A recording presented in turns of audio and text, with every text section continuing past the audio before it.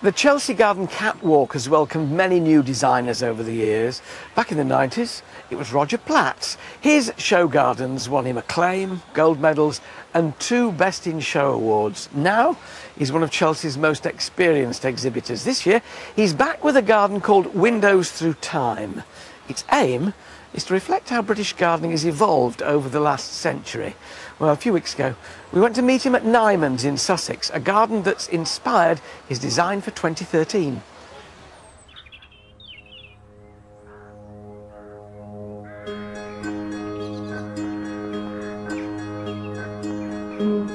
On arriving at Nymans, it's very clear to see why someone would want to build a house and live here, with the fabulous views across the Weald. You can see for miles. It's wonderful.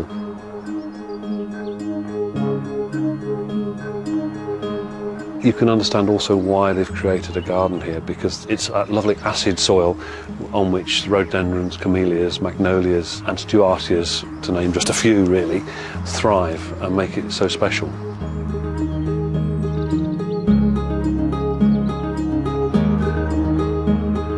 I trained as a nurseryman, as a grower, and then in the late 80s began to design gardens, partly because I was supplying plants to people and they were asking me how to use them, and I felt that they weren't actually creating the right spaces to put them in, so they weren't getting the benefit from the plants. And then you start to look more deeply at the structure and the balance and the scale and all these things, and suddenly I was really fired up by the design aspect. So I'm quite a mix really of design and grower.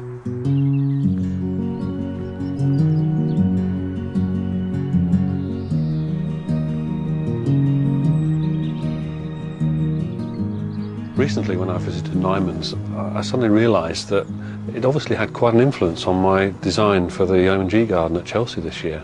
I was amazed to see some of the elements that I'd already included, so it must have filtered through the subconscious. And it felt quite exhilarating.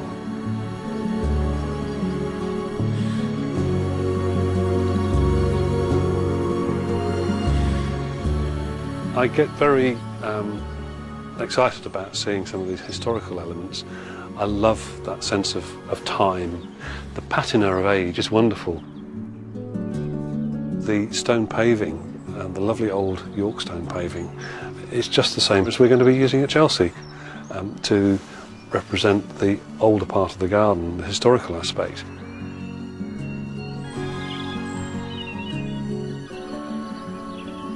Being at Nymans now with this late spring is amazing. It's so sumptuous. Actually, because it's so late, a lot of the flowering is crossing over. Indeed, for Chelsea, I would be expecting Viburnum Marisii. There is always a danger of it going over. Here at Nymans at the moment, it's not just coming out, which it often would be. It's tight in bud, full of promise. So everything's all bursting into life, or just about to burst into life, all at the same time.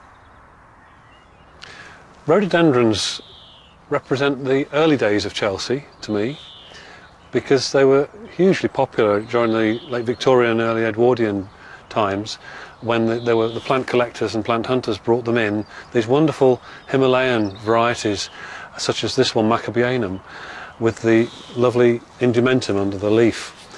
Of course, Chelsea, when it first started, was really the great spring show, and it was very much about rhododendrons. So I've got to have some rhodos, albeit perhaps as a supporting role at the back of the garden, just to represent that era. There are some plants which evoke a certain timelessness, and the Acer is one of them, so the Japanese maple, which has been used in gardens over the last 100 years at Chelsea for the rock gardens in the 30s and 50s. I started using them in the 80s and 90s. They've right the way through, because they're such a versatile plant, and I'm sure we'll continue to see them at Chelsea on a regular basis.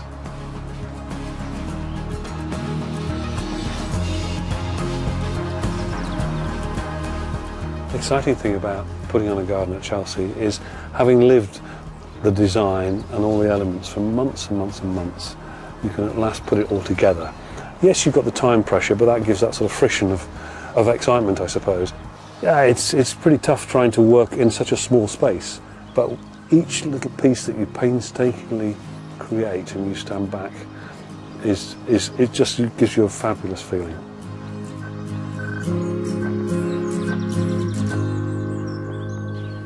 Roger, sumptuous planting. Of course, as ever, you seem to have cheated the seasons beautifully. But how has it been trying to condense 100 years into a single garden? It's a challenge, and I've been asked this question quite a lot, actually, because, yeah, how do you? I've really tried to take it from the angle of giving a flavour of years ago and a flavour of being up to date. Now you're pointing that way and then that way. I'm very confused Does it by work this time. through the years, the garden? Yes, it does. We've got the ruined wall with the pool beneath. That's really giving you a feel of age and history.